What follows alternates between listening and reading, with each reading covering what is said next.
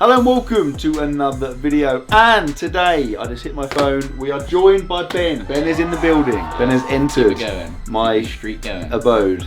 Ben has penetrated the borders Mexican of my parish. What do you say? My parish council.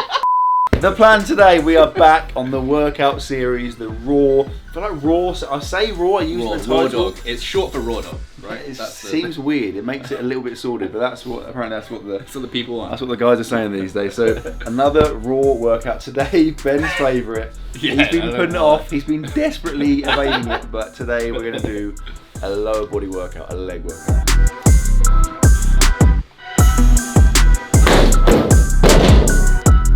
Big push. Good. You got another one, you got another one, you got another one. Weed away. I didn't even touch that. I tend to only train legs under a full moon. Andy, come over very quickly. What is this escalating into? Got a new training partner for the day. Andy, big leg workout. Show us your squat. Show us your lunge for squats. No. I have no idea who that guy is. I don't know how he got in my house. Okay, we're currently consuming some pre-workout caffeine. Morsia Energy. Obviously, I've said it in numerous videos. What are you doing? Said it in numerous videos. If you are training and you haven't consumed a Morsia Energy before said training, you're basically supporting the devil. That's what I'm saying. So there's a link in the description. Go and grab some Morsia Energy. You can get it for an Amazon. You can get it on our website. You can get it in WH Smith. We've done a massive restock, so we have all the Morsia Energy you could ever want. Go and buy 1,000 cans of it. If you get it on Amazon, please leave us a 5-star review. It takes you 5 seconds. Be much. Okay. I mean, Andy's mixing ferociously masturbating in the kitchen. We're gonna consume some caffeine, and then I will see you at the gym.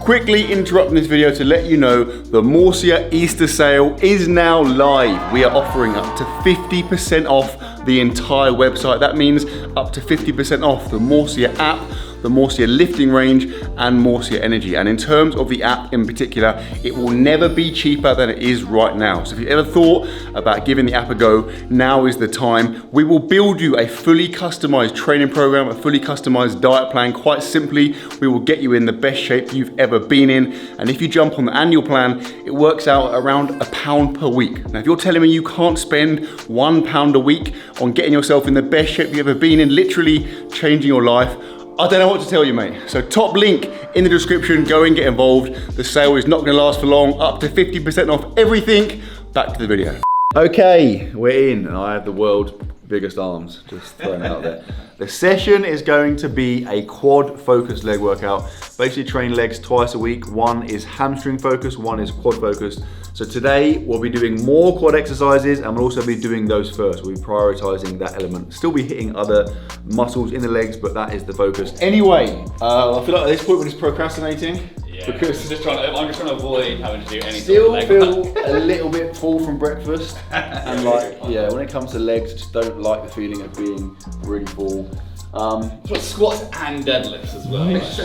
He's gonna. Okay, so Ben is still developing the leg element of his training. So I'm quite far beyond him in terms of volume, in terms of what we're doing.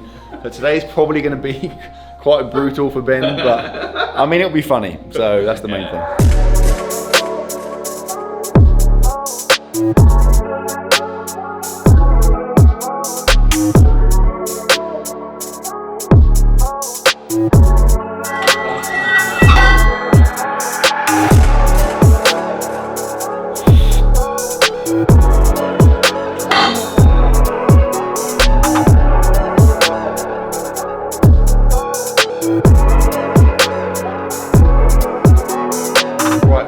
I'm warming up, Ben is warmed up. I finished. Because he's weaker than me. So we're going to start the workout with squats. We're going to go squats, then we're going to deadlifts. Now, squats in particular, we're having a more strength focused rep range. So we're going to work up to a top set of somewhere between like 3 and 5 reps. then we're gonna do 3 back off sets. Now, just to be clear, this is how we train, right? This way of squatting, like for strength and same as deadlifts, it's not optimal for hypertrophy. If your sole goal is to build bigger quads and bigger legs generally, you're probably better off doing a bigger rep range. However, this is the way we train, like I personally enjoy it. And I think there's an argument to be had that although squatting and deadlifting heavy is not optimal for hypertrophy, because it's fun lifting heavy weight, that makes it more enjoyable, which promotes adherence, and therefore in the long term, maybe you'll be in the gym more and you'll get more work done, and maybe you'll build some more muscle. Also, strength is a factor in hypertrophy, right? Fundamentally, if you're progressing strength-wise faster, there are broader holistic benefits. Yeah, Strength, like if you have 2 people and one has a 40 kilogram heavier squat, they have more hypertrophy potential. They can accumulate more volume, right? Because they can lift heavier for more reps, and therefore it gives you the potential, to build muscle. Anyway, Ben, top set, potentially, we're up to 140. So I've squatted more than this at a much heavier body weight. This will be the heaviest I've done at this body weight by 10 kg. Okay, so what do you want to do? I'm going to go for a double, I think. Well, do your first rep, see how it feels. If you can get 2 or 3, that'd be great. See how the first one feels. Okay, take it.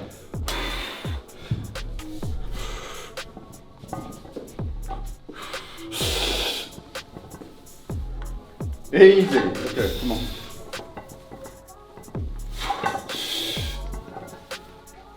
Yeah, keep going. One more. Let's go. Push. Yeah. Woo. Solid, mate. Oh, damn. 145. Yeah, I'm surprised. Boy. Jeez.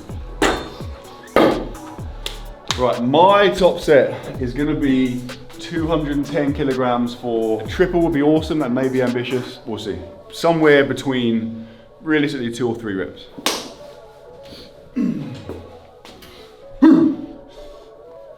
Alright, come on.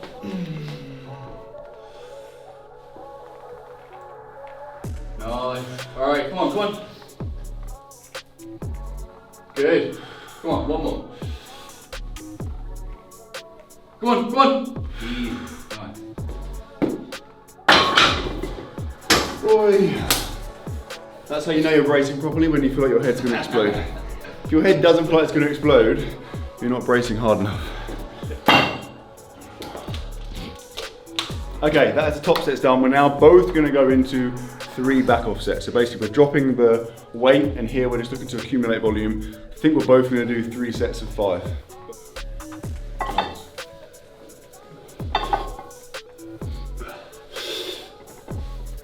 Nice one. Ben squats very deep. Yeah, that is a true arse to grass squat. Yeah, I felt right there. Right, I'm gonna go 3 sets of 6 at 170. Basic fundamentals of a squat, right? You want, as you look side on, you want the bar to be going up and down around the middle of your foot. So if you find yourself, if you get a video, if you find yourself right out here, that obviously isn't good. If you find yourself right back here, also not good. A, you're going to lose balance, you can't get into the right position, and B, it's dangerous. Okay, so keep the bar over the middle of your foot. In terms of depth, if you look at Ben's going very, very deep, but as a minimum, I would always say you want to get your hip crease below the top of your knee. Okay, so you're here, that's where you want to be. My hip here is below the line of my knee. If you're not going that deep, you're not getting as much out of a squat as you could be. Same as all the other things we've been talking about in previous videos, you're looking at range of motion. You want to optimize range of motion whilst keeping the load heavy and getting heavier. So that should be the bare minimum, trying to break your femurs being parallel to the ground. Easy. Come on.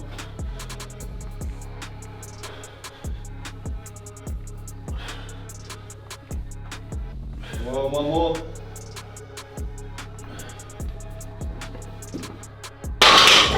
Now in terms of depth, if you are watching this and you're thinking, I want to squat deep, but I can't, like it's very, very common. Lots of people find it very hard to squat to the depth I just described. There are numerous reasons that could contribute towards that, but the one that I find most frequently, restricted ankle dorsiflexion. So ankle dorsiflexion is this, right? It's your knee going over your toes. Now, in order to get down to this depth, my knees have to go over my toes, right? So if someone tells you your knee shouldn't go over your toes, they're an idiot, that's wrong, okay? They have to, that's a natural movement. Look at a baby, their squat form is perfect, right? Now, in order for your knee to get over your toes, obviously you have to have that dorsiflexion. Now, if you find, like go up to a wall and do this, if you find you're struggling for your knee to reach it, that's probably the issue. So very simply, every evening while watching TV, 2 or 3 sets of 30 seconds, like this, up against the wall, touch the wall, hold it there, bring your foot a bit further back, do it again, and just slowly over the days and the weeks, get to a point where your foot is a nice distance away from the wall. Within 2 weeks of doing that, you will fix your squat form. You'll find it easy to get depth. Nice.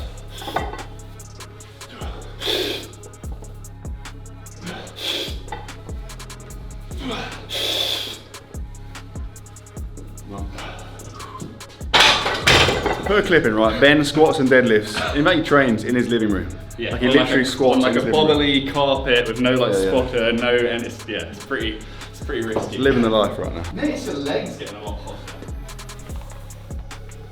Nice. Alright, let's go, Matt. Come on. Easy, easy. Come on, come on. Nice. Nice. Nice. Come on. Yeah. Come on. Push. Last one. One of the best feelings in the gym being done with squats. Yeah. Oh, by the way, belt and sleeves, very, very quick. So a lever belt in particular. If you like lifting heavy, if you like strength training, then it is integral. Like basically you need to have one, right? Like protecting your spine. Yeah, so two main reasons, and the sleeves are the same. There are performance benefits and there are like injury, safety benefits. Longevity in the gym, having like a long career. So if you wear a belt, you are protecting your spine. You're helping yourself brace properly, which is squatting with a belt on versus not wearing a belt and bracing properly, you reduce the chance of getting injured by like 90%. If you brace properly, it's unlikely you'll get injured, right? That's the first thing. Secondly, because of that ability to brace and to make your torso rigid, it makes you so much stronger. You can get out of the hole so much better because you can inflate your torso and push against it. So basically, you want to lift heavy, you want to prevent yourself from getting injured, you need a belt. Knee sleeves, similar. So in terms of squats in particular, a knee sleeve serves a couple of purposes. It keeps your knees warm. Like when I remove these at the end of a session, they're wet, right? That sounds a bit creepy. They're wet because my knees are sweating out. By keeping your knees warm, they're stimulating blood flow for all of the soft tissue in your knee. Your tendons and ligaments have tendons in particular have a very limited blood supply. Yeah.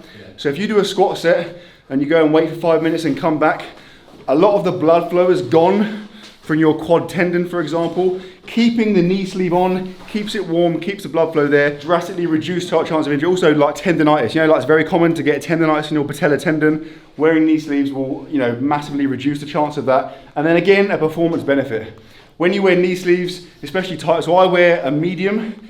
They're very, very tight, but it makes a big difference. Again, in the bottom of the hole, you just bounce out. Putting a belt on and putting the sleeves on will add, 10% to your squat in the space of a couple of sessions. So this is the Morsia V2 lever belt. These are the Morsia V2 sleeves. They've just come out. They're both amazing. Couldn't recommend them enough. Link in the description to the lifting range. Go and get involved. I'm gonna do my last set. Easy, come on.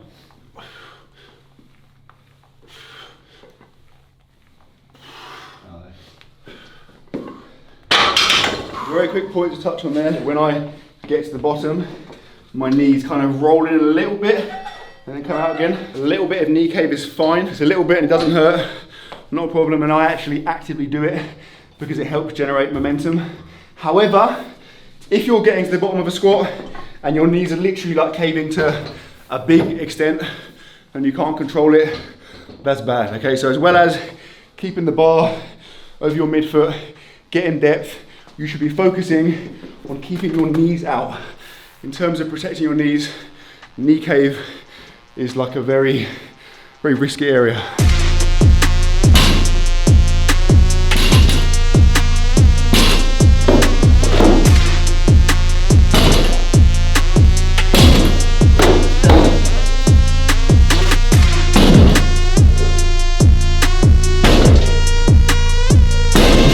Okay, deadlift warm-ups are done with the squats because today's quad focus. We had that top set, then we did the 3 back off sets. Deadlift, we're going straight into just the 3 sets. So Ben, you're doing 3 sets of 5? Yeah, I think, yeah, 3 sets of 5, 170. I think I'm gonna try. And I'm gonna go a little bit higher rep range than that. Yeah, keep going. Let's do 7. Some context there. Ben is an idiot. He deadlifts double overhand at home because partly he's in his living room, so he can't go heavy. He can't do a 1 rep max because he'll go through the floor, right? So because of that, he goes double overhand, which basically is harder, right? Here, this is a little bit experimental. We were going to go 5s, but that was 7, right? Yeah. And that was pretty easy. So yeah, Ben's going to go 3 sets of 7. I'm going to go 3 sets of 8, a little bit heavier. Okay, I'm going to go 3 sets of 8. 190 kilograms. Sets of 8, anything more than a set of 5 for a deadlift is a horrible experience, by the way. So if you haven't liked this video yet, or subscribed, can you go and do it now, please? Just to make me feel better.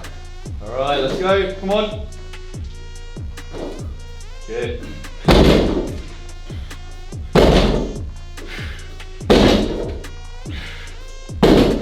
I felt very light to be fair. So today, because this is not the hamstring day, deadlifts are a bit more chill. So in the hamstring, the deadlift focus day, we'd go a lot heavier, be more higher RPE.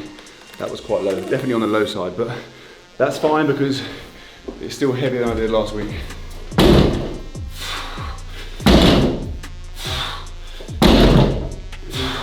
I guarantee you, remember this now, in like 2 or 3 years time, Ben will be more calm when he trains.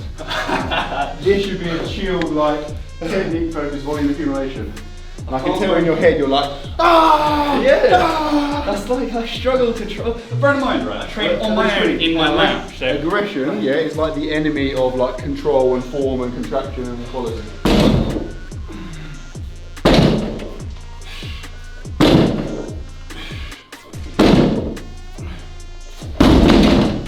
Sumo deadlift, why are we sumo deadlifting? In my opinion, sumo deadlift is just a more sustainable, efficient way to deadlift. Lots of it's very common to deadlift conventional like this. For the vast majority of people, when the weight gets heavy, what's going to happen is that your back is going to do this. You're going to round your back. But when you do that, A, it's inefficient, and B, it's like the #1 way to f your back up in the gym. So sumo deadlift, because you're starting wider, so conventional, you're here, your back's automatically under pressure. Sumo, you're here with a nice sumo, your hips are open, my back is so neutral. Even when you're doing a heavy 1 rep max, there's minimal pressure on your lower back. The chance of getting injured is drastically reduced, and so you can do more volume. Back when I used to conventional deadlift, even going heavy once a week, I couldn't squat for like a few days afterwards. Now, I can sumo deadlift heavy twice a week and my back feels great, it doesn't get touched. So unless you are in the 1% of people who have a freakish titanium spine, I would always recommend you sumo deadlift. Breathe, breathe, breathe. Ah! That's a lot of reps to talk about. Good cue as well is like, rather than thinking about ripping off the floor with your hands, which is I think what you're doing, think about your torso and your arms, and your back just stay here. And you're pushing the floor away. Yeah. So you're set up, your body's here, and all you do is push the floor away. Yeah. And that automatically switches your hamstrings and you know what I mean? It gets them fine because that's the cue. I think my legs are so used to being neglected, they're just like not even. Yeah. My upper body's just trying to. All forearms. Ben's the only man to forearm flex his deadlift. To be fair, I do bench what I squat. That's pretty weird, right? Right, last set, let's go, B, come on. Nice.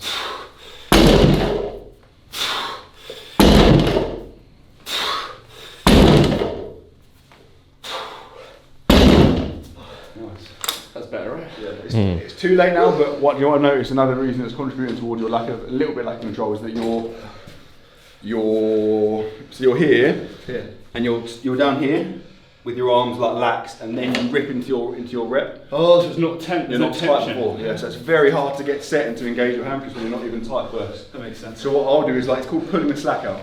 Yeah. So you're here, down here, you get tight, and when the bar's about to leave the floor, then you engage and push off. There's a reflex to try and like utilise that momentum, but yeah, you're right, it's not actually for one rep max. Yeah. I think that's what it is. Most reps ever done. We've already done more than Ben's standard legs.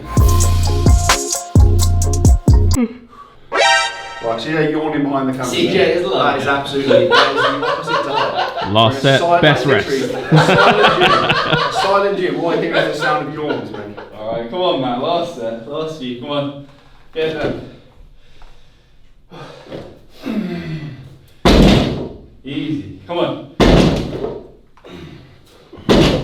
Yeah, come on.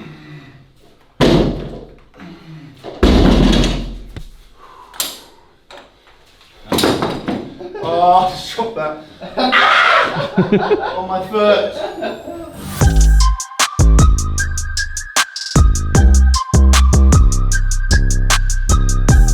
Right, next up, leg press. Why are you so close to my face? Why did it take forever? Get away from me. You said you wanted me close. The advantage of a leg press over a squat is that there's minimal pressure on your lower back. Obviously for a squat, the barbell, the lever is here, right? So your back's taking lots of pressure. For a leg press, because your back is supported here, what is that? I thought it was a spider. Because your back is supported here, all the emphasis is shifted onto your legs. So it gives you a chance to accumulate volume on your quads without putting pressure on your back. AKA, it's a squat for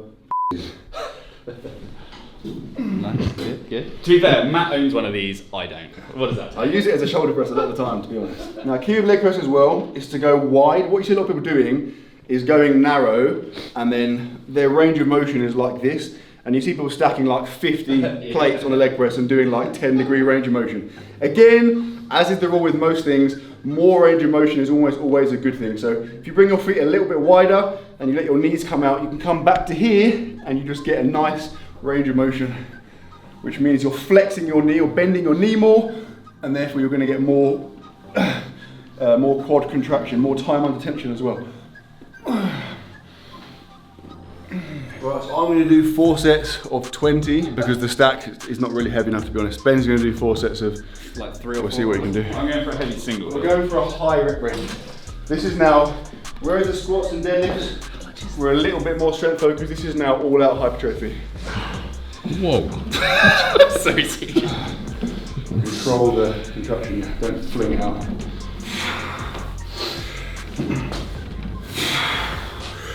If you're hypermobile, so you can go beyond full extension, never ever lock out a leg press. There are so many horror videos of people locking out a leg press and then their knee goes the other way. You're fine, I'm fine because your knees aren't ridiculously mobile, but for anyone that, you know, like if you feel like you do ballet or something and you've got crazy mobile knees, just do like a soft lockout.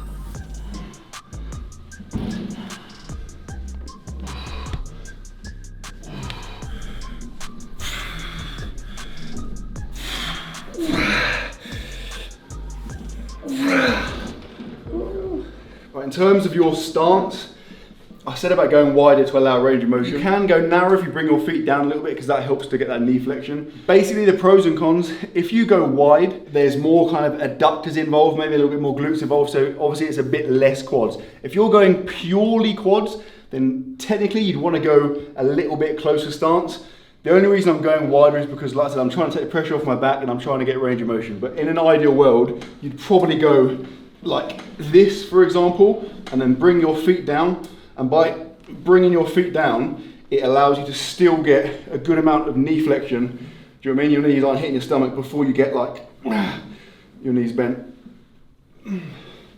The same applies for a squat as well. So the wider you go with your squat stance, the more adductors and glutes are involved, and the less purely quad focus there is. So if you look at like an Olympic lifter, they always squat with a really narrow stance, and they have the world's biggest quads.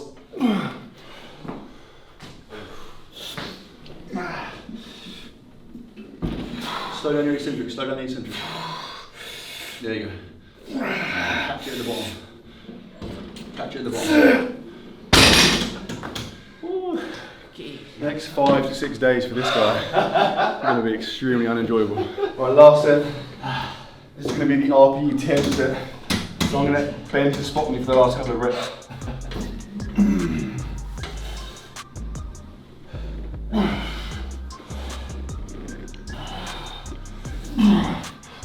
Nice, come on, come on. Come on, okay, a few more, come on, come on. Good, good, come on, come on, come on. Alright. Easy, easy, come on, come on, come on. Just do the least amount possible. Yeah, alright. Come on, come on, come on.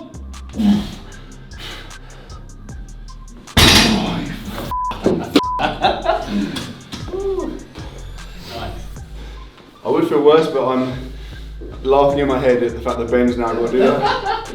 Push, push, push. Let's go. Come on. Got it. Push. Easy. I'm not touching it. Let's go. Push. Let's go. Two more. Two more. Push. One more. Last one. Let's go. Don't even melt. Come on. Let's go. Big push. Push. You got another one. You got another one. You got another one. I didn't weed away. I didn't even touch that. That's the gravity. I didn't touch the last one. I spotted you on the penultimate one, and then you did the last one by yourself. Next up, we have leg extension. This is the final quad exercise, then we shift to hamstrings. Now, single leg, machine leg extension, there's been several studies, like EMG studies, that have shown it to be like the highest thing for quad activation, i.e. a single leg extension is the #1 way to contract your quads. Now, I'm a little bit dubious about that, but basically it's a sick exercise for your quads. I'm going to do them both legs because single leg things suck. It just, do you know what I mean? When we're doing this many leg exercises, I'm not going to sit here and do both legs separately. That's literally like sadomasochism, is that? Yeah. Yeah, it's literally sadomasochism.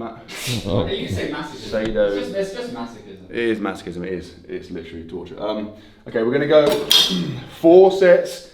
I'm going to go 4 sets of 15. The key here as well is that controlled eccentric. So you see on the way down, it's really, really important. Firstly, just to control it for qualitative contraction. Like an eccentric contraction is a thing. You literally get more hypertrophy, more muscle growth from doing a slow eccentric. But also if you drop it at the bottom and do that, there's so much shear force through your patellar tendon. That's how you get tendinosis and things like that. So controlling the very bottom part of the movement is really important to avoid injury. And like I said, the 2 birds with 1 stone is that you also get more quad activation and hypertrophy. Squeeze at the top. So make sure you get that contraction at the top. All the way down. All the way down. There you go. Squeeze at the top. There you go. Let's go. Come on. Oh man, my quads. Another good way to make sure you're getting that full contraction is just to pause for a split second at the top. So what's very common is, and this is what Ben would do if I wasn't here, right? He'd do this, like that. A, you're not fully extending your knees, and B, because it's happening so quickly, the end of that range of motion is basically 0 quad activation. So by just throwing in a slight pause, you can squeeze your quads and make sure you're getting every single bit out of them that you can.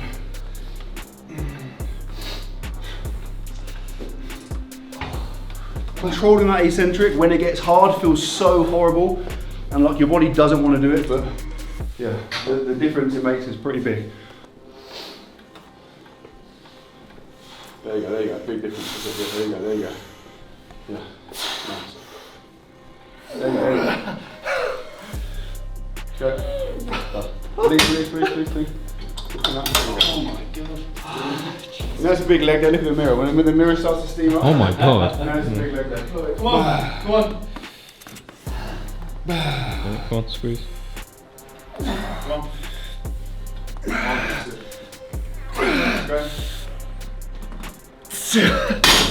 Against the balls out, so this is the how much blood can I get in my quads. Last set of these, come on. Alright, come on, come on. Come on, come on, come on.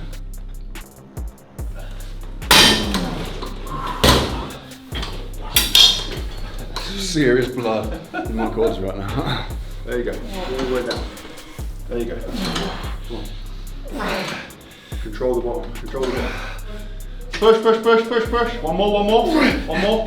Contract, hold it at the top. Let's go. Push, push, push, push, push, push, push, push, push.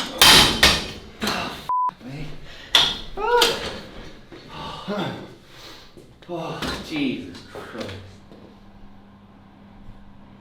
Next up, we have leg curls. Oi. So this is the first pure hamstring movement. And again, in our deadlift / hamstring focus day, we'll be doing this much earlier in the session. Similar thing, we're gonna go for 4 sets of anywhere from like 10 to 16. And exactly the same thing applies. In fact, even more so here, because the tendency is to throw the thing down, and in the last, quarter of the movement, there's nothing happening. So just hold it for a split second at the back, and it just helps to emphasize the hamstring contraction. Relax your feet as well. There you go. That's a really good cue. Again, very common for leg extensions and leg curls. People, you see their feet, they're like really contracting. Just relax your feet. Anything contracting other than the muscle you're working is just a distraction. It minimizes the mind-muscle connection. Here, you're trying to work your hamstrings. Everything else should be switched off. All you're thinking about is contracting your hamstrings.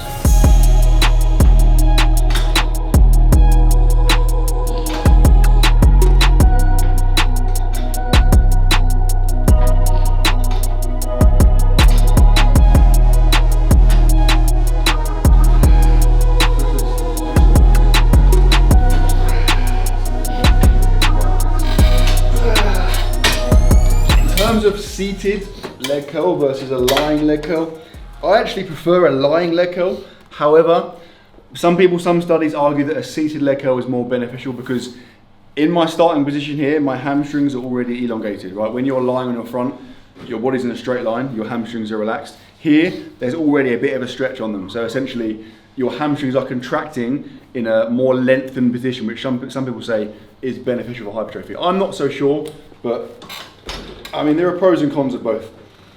I would argue that a lying leg curl is more functional because obviously hamstring contractions in real life typically happen with your legs underneath you. I mean, the biggest driving force for me is it's just nice. I'd like to do as many things as possible lying down. Any machine, any exercise you can do lying down is just an absolute dream.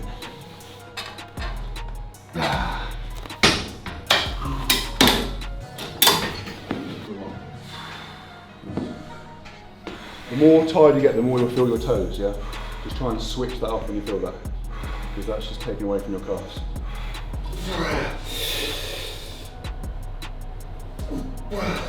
Okay, last set. Good, last set, come on. Come on, don't be lazy. Come on, come on, come on. Come on. Okay, you ready? Alright, come on, come on, come on! 2 more. Yeah. Come on, come on, come on! Alright, 1 more. Come on, last rep. Come on, come on, come on! Let's do a quick post Achilles calf comparison. Can you tell me which calf is my ruptured Achilles calf?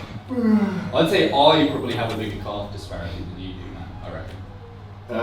You have a, yeah, but I think we have a bigger wiener discrepancy. Because I've got. Yeah, I have Mine is enormous and Ben's is like very small. You can do a last set if you haven't done your calf raise. Do a last set. See Ben just trying to hope I'll forget. Control. Pause, yeah? Yeah, let the weight go all the way back on your feet. There you go, that's it, yeah, it's much bigger range of motion. There you go, nice. And then hold at the top as well. Hold at the top, there you go. Yeah, that's much better, nice. Squeeze calves, nice. Let's go, come on, 5 more. 1, come on, squeeze. 2, all the way back. 3, squeeze, there you go, 2 more.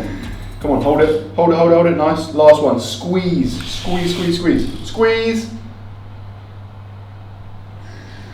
Nice. Oh, hello. Session is done. Feeling good? I felt better. My upper body is pretty good. My lower body is absolutely I'm pretty fatigued, but Trem and Ben's made me feel like I feel fine. I'm literally like, I feel like I'm walking on the clouds. I would like you to send me daily video updates of you walking down and upstairs for the next 5 days, please. Yeah, it's gonna be That'd be great. great. Oh no, and also, I mean, that's good. I'm happy. That was a solid level. Yeah, it was. That's sick. I got a I couple never PBs train there. with someone else for legs. It's a nice. It makes it like Makes it dramatic. If anything, it can sometimes go too far, doesn't it? Because you get like hyped. Yeah. It's just much easier to kill yourself with a second person there. That, by the way, again, reiterate, was a workout from the Morsia app. If you've not tried it before, get a free 7-day trial, link in the description. What have you got to lose? Genuinely will change the way you train. It will improve all aspects of your training. It will help you build your physique, build your strength, build your freaking confidence, everything. Just give it a go, nothing to lose. And then again, if you want the more one-to-one bespoke stuff, personal Morsia coaching, link in the description. The spots are going to go if they haven't already gone, so go and get involved now. But that, my friends, is that is the video. I hope you enjoyed it. I hope you're enjoying the raw workout series generally. Link to Ben's Instagram in the description. If you are new to the channel, please subscribe, and I will see you tomorrow.